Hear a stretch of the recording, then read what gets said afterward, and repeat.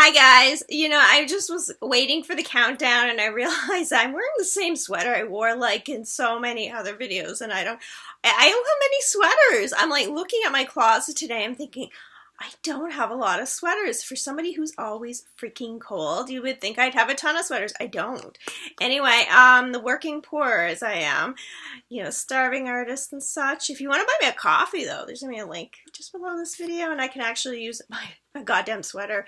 A new ones, you don't have to keep looking at the same one. Anyway, so today what I'm really here to talk to you about, not just buying me a coffee, although I'm always up for that, I'm wanted to talk to you about my series. Now, I've talked about it before, what it's about, and blah, blah, blah. I'll probably throw that video down here, too, just below this one. But what I want to talk about is something I was thinking of the other day, which was really cool. When I think about where I started from, and just like life with most of us, where you start from and where things go is sometimes very interesting. Of course, many moons ago, I started this. We're all animals. And it really was so simple. It was just a very simple story in the beginning. It was about a guy, had his heart broken. He was just out of high school. His first girlfriend dumped him. He was sad and lonely. He went to a party. He hooked up with somebody he totally wouldn't hook up under any other circumstances. She gets pregnant. He gets tied down with her. I know it sounds terrible to say, but come on. He got tied down. He did not want to spend his life with this person. Not that he wanted to neglect his responsibilities, but he didn't want to marry her. But he's pressured into it. So that's kind of like a far cry from my last book, which is also in the series, and the Devil Will Laugh. I'm getting my titles mixed up. Oh my God. And the Devil Will Laugh. There's a wolf in there somewhere. It's somewhere like in mid series, whatever. Anyway, so it's really interesting because it started with this very simple story and how it grew into, him getting involved with this crime family and some other crimes in some cases. And it's interesting because it evolves so slowly. At first, he has no idea what he's getting into. He thinks, they just have this one kind of business, and there's a few times he thinks there's some shady stuff going on. I mean, he does. He's like, I don't know, something. But then he just lets it go. He doesn't want to seem paranoid. He just goes with the flow. He needs a job. And he likes the people he works with. He likes Jolene. Eventually Diego comes on scene, and then George Hernandez. He knows, okay, there's something with this guy.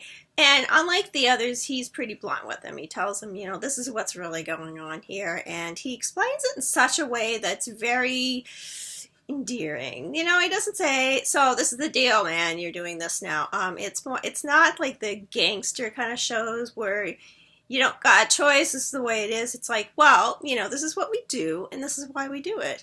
And it makes sense. The way he explains it, it makes sense. I'm not saying it's right, but it makes sense. He's, kind of explains it like, here you are, we're having this nice dinner.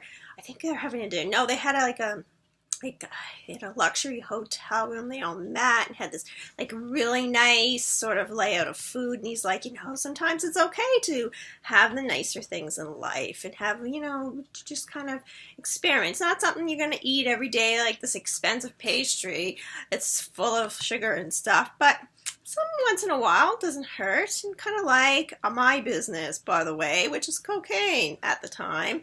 At least that's how it started. Got into pot. That's a whole. It just things kind of move along. But at that time it was cocaine, and he was just saying, this once in a while, somebody wants to do it. Who am I to stop them? And since they want to do it, why not just sell it to them? And if and I'm not explaining that exactly how he says it. However, you get the idea. He's a little smoother than me, even though I'm writing about him. When I'm writing about him, he comes across smoother than me explaining about him. Anyway, the point is that where you start in a series can vastly change where you're going. And vastly change, I should say, as you're going.